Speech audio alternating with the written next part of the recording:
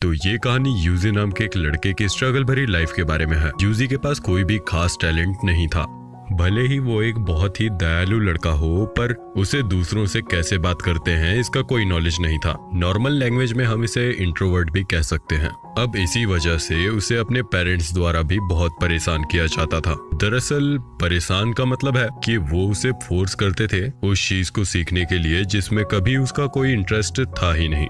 वो चाहते थे कि 16 की एज तक यूजी एक परफेक्ट सोल्जर बन जाए, लेकिन दूसरी तरफ वो ये भी जानते थे कि वो ऐसा नहीं कर सकता क्योंकि वो उसकी बहन काजुकी से बिल्कुल उल्टा है। दरअसल काजुकी उसकी बड़ी बहन है, साथ ही वो एक जीनियस है, इसीलिए यूजी उसे अवॉइड करना ही पसंद करता है। लेकिन दूसरी तरफ काजुकी उसके छोटे भाई यूजी का पूरा ध्यान रखती थी।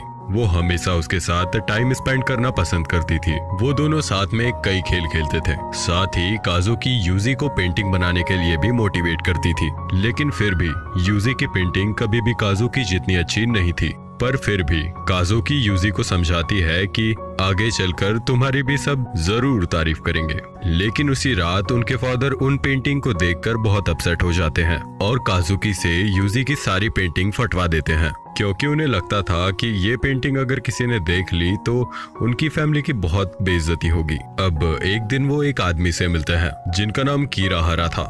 वो यूजी को उसकी हालत देखकर एक चॉकलेट देते हैं। फिर हम देखते हैं कि काजुकी की पेंटिंग इतनी अच्छी थी कि वो अब उसकी फैमिली की मेन इनकम का जरिया बन गई थी। अब इस कारण से काजुकी अपने पेरेंट्स की ओर ज्यादा खास बन गई थी। साथ ही यूजी के प्रति उनका बर्ताव अब और भी खराब हो गया था। अब एक दिन वो बाहर खाना खाने जाते हैं, लेकिन यूजी को साथ नहीं ले जाते। साथ ही ऐसा कई बार होने लगता है। अब एक दिन जब बाहर खाना खाकर काजुकी वापस घर आती है तो वो देखती है कि उसका भाई एक खाई हुई बासी ब्रेड का टुकड़ा खा रहा है। साथ ही वो टुकड़ा इतना पुराना और कड़क हो चुका था कि उसे पानी में डालकर पहले खाने लायक बनाना पड़ रहा था। अब काजुकी उसे रेफ्रिजरेटर के पास लेकर जाती है और कहती है कि तुम इसमें से निकालकर अच्छा खाना खा सकते हो। पर यूजी को डर था कि वो अगर ऐसा करेगा तो उसे सजा मिलेगी। अब अपने भाई की ऐसी हालत देखकर काजुकी को बहुत बुरा लगता है। साथ ही उसके साथ हुए ऐसे बर्ताव के लिए वो माफी मांगती है, लेकिन अभी भी इसका कोई फायदा नहीं हुआ, बल्कि इससे उसकी प्रॉब्लम और बढ़ जाती है। अब उसके फादर उससे और ज्यादा नफरत करने लगे थे। साथ ही उसकी मदर भी उस पर बिल्कुल ध्यान नहीं देती थी।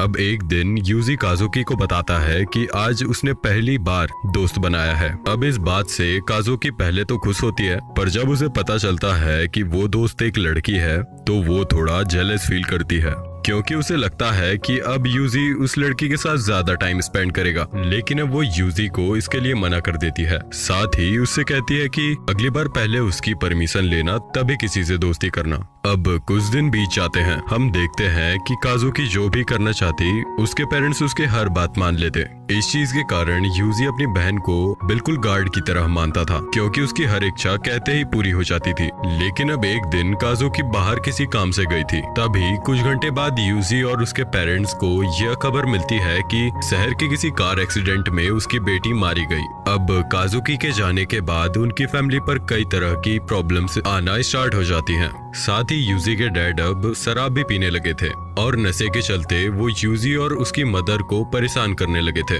और उन पर हाथ भी उठाने लगे थे।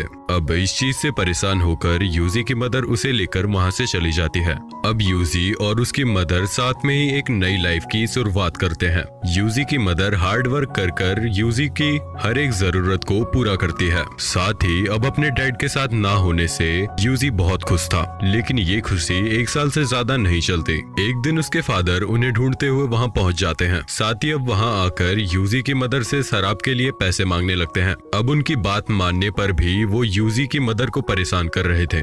ये देख यूजी खुद पर कंट्रोल नहीं कर पाता और पास ही रखे एक शराब की बोतल से अपने डैड पर अटैक कर देता है। इस वजह से उसके डैड अब जमीन पर गिर जाते हैं। साथ ही ये देख उसकी मदर थोड़ी चिंता में आ गई थी। वो यूजी को एक चीज देती है जिसमें उनकी सारी सेविंग्स रखी हुई थी। साथ ही वो उसे कहती है कि तुम अभी यहाँ से चले जाओ, मैं कुछ देर बाद आ जाऊंगी। अब भोला भाला यूजी वहाँ से चला तो जाता है, पर ज्यादा देर लगने साथ ही पुलिस के सायरन की आवाज के कारण वो वापस लौट आता है। अब वहां आकर वो देखता है कि कुछ लोग एक बॉडी को ले जा रहे हैं। और उस बॉडी के हाथ में वही घड़ी थी जो उसके डैड पहना करते थे। अब अंदर जाने पर वो देखता है कि बहुत से डिटेक्टिव वहाँ पर छानबीन कर रहे थे और ये छानबीन एक मर्डर सीन की थी जिसका आरोप उसकी मदर पर लगा था।